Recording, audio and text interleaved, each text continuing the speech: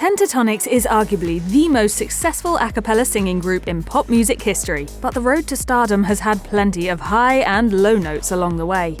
Growing up in Arlington, Texas, future Pentatonix founders Kirsten Maldonado and Scott Hoying met when they were just 9 years old. As kids, both were entranced by musical theatre and became friends while participating in local theatrical productions. It was through theatre that Hoying met Mitch Grassi when they were both cast in a production of the musical Annie. All three attended the same high school and became good friends, bound together by their shared love of music. Hoying told Entertainment.ie, "We've been best friends our whole lives." The story of Pentatonix began in the high school choir room. That's where the three learned to blend their voices and create harmonies. Then a unique opportunity presented itself, a local Arlington radio contest in which aspiring singers were encouraged to submit a recording of a performance, with the winner getting to meet the cast of the Fox musical TV series Glee. The three friends formed a trio and taped themselves performing a rendition of the Beyoncé-Lady Gaga collab Telephone. They didn't win, but they didn't give up. As Maldonado told Sweetie High, "We ended up singing at a choir concert and it got a lot of attention, so we just kept doing it." Video of that performance and the group's stunning three-part harmony was posted on YouTube back in 2010 and has since racked up more than 1.4 million views. After that overwhelming response, Hoying got the idea to form a small a cappella combo with some big voices, telling USC's Daily Trojan, "I thought it would be cool to have a little group where we could go and belt it out, unlike most groups that have around 16 people." It was the seed of the idea that would eventually become their 5-person a cappella act.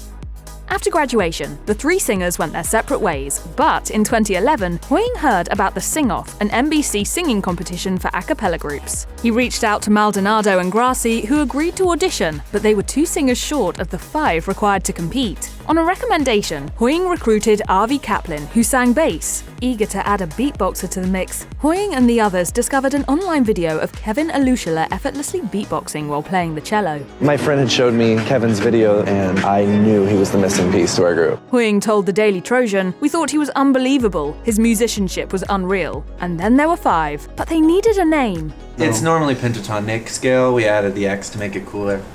Because we're futuristic. X is always futuristic.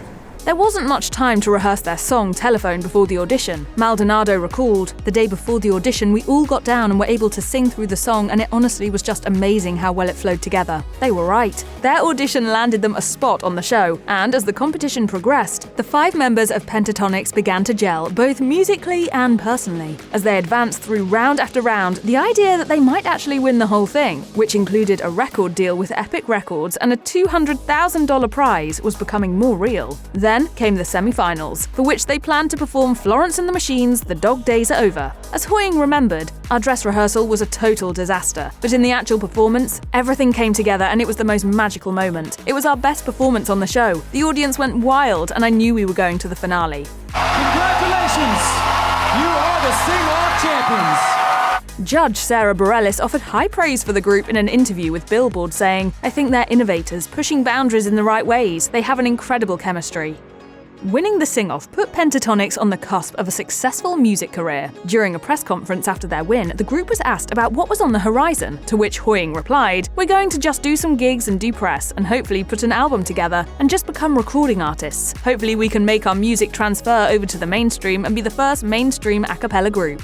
We would like to be seen as a regular band that just happens to use our voices as our instruments. With their Epic Records contract and $200,000 in their collective pocket, the group decided to strike while the iron was hot. That meant leaving college and relocating to LA. It should have been an exciting, happy time, but speaking with Civilian about those early days, Maldonado shared, "It was so hard and I wasn't at all ready. All of a sudden, it was like a whirlwind of things were happening. For a moment, it felt like it was all going to happen, but their overnight success turned out to be more ephemeral than they imagined."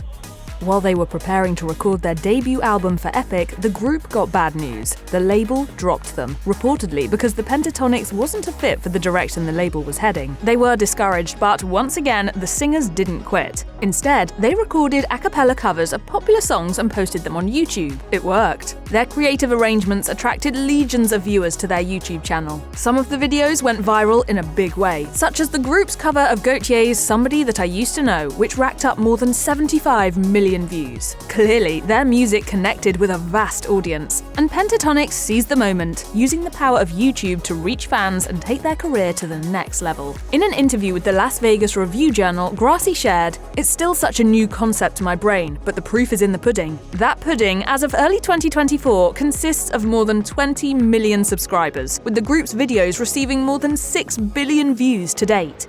The massive following Pentatonix garnered on YouTube didn't go unnoticed by the music industry. Their social media success spurred the release of the first Pentatonix EP, PTX Volume 1. Then came a holiday album, PT Xmas, followed by PTX Volume 2, all of which were released through a small label, Madison Gate Records. Their albums were so successful that executives at Sony, the parent company of Epic who'd dropped them, decided to take another look. In the meantime, Pentatonix won the 2014 Grammy for their track Daft Punk in the Best Arrangement, Instrumental or A Cappella category. Soon, Pentatonix was signed to RCA, Sony's flagship label. This time, the group was able to negotiate much better terms than those afforded to winners of a TV singing competition. Hoying explained to Cincinnati Magazine, "Honestly, it was the best possible scenario." In a graceful statement to Billboard, the group said, "We're really excited to start this new chapter of our career with RCA. We feel like we found a home where we can truly develop our artistry with the best in the industry." Pentatonix's self-titled debut album, their first release on a major label, hit #1. The album took a while to come to fruition, but that wasn't necessarily a bad thing. Speaking to Time in 2015, Grassy explained, "An original album was always a goal for us, but I think we just wanted to garner a fan base and work up to it slowly because it's not an easy thing to tackle." Since then, they've earned 5 Grammy nominations, with 3 wins, been on the road since 2012 and released several successful albums. Pentatonix's success defied conventional industry thinking. A cappella groups haven't traditionally made much of a splash on the music scene. In a 2015 Rolling Stone interview, Hoying explained, "We're competing against the stigma that a cappella can't be successful. Major labels and radio would be like, a cappella is gimmicky, it will never be a real thing. Now we're like, it's going to be a real thing. Watch." The group proved their point, and more. In the collab department, they've worked with a bucket list of superstars, including Miley Cyrus, Backstreet Boys, and Reba McEntire. They joined Stevie Wonder to perform That's the Way of the World during the 2016 Grammy Awards, and, in a peak moment, recorded a cover of Dolly Parton's classic Jolene, Parton herself joining them on the track. A thrilled Maldonado told Oklahoman, "Everyone has always just been so gracious and so genuine and wonderful. Like, Dolly Parton is legendary, and she's maybe the nicest person I've ever met in my entire life and, like, amazing. So we've been really, really blessed." There was no bigger sign that Pentatonix had entered the mainstream than the group's cameo appearance in Pitch Perfect 2. They're featured in a brief scene as a Canadian singing group, putting an a cappella spin on Journey's Any Way You Want It. The film's vocal producer, Deke Sharon, explained in a behind-the-scenes featurette that including Pentatonix in a movie about an a cappella competition was a no-brainer. "I think it's really important for a lot of fans of a cappella, because as one of the groups at the forefront of the modern a cappella movement, says we're not just paying homage to what's going on in a cappella right now, we're incorporating it into the movie." In 2015, Pentatonix On My Way Home, a documentary about the group's 2015 world tour, was released. According to R.V. Kaplan, the film offered fans an authentic glimpse of life on the road. He also had good things to say about the director's choices, saying, "I love how it shows the silly part of all of us. Each person has a moment of showing that aspect of themselves." Fans were shook by a May 2017 post on Facebook, announcing a major shift in the universe of the group. Kaplan announced, "I've decided to take a step back from Pentatonix." Kaplan admitted the increasing demands of recording and touring had become too much for him. In October of that year, Hoying announced that Matt Sallee would be joining the group to sing bass. As fans will attest, Sallee instantly fit in and continues to contribute to the group's ongoing success. 6 years after joining Pentatonix, he told the Atlanta Journal-Constitution that he wasn't officially hired by the group until he met with Kaplan and got his blessing, saying, "I'm still pinching myself. It felt like a true passing of the torch."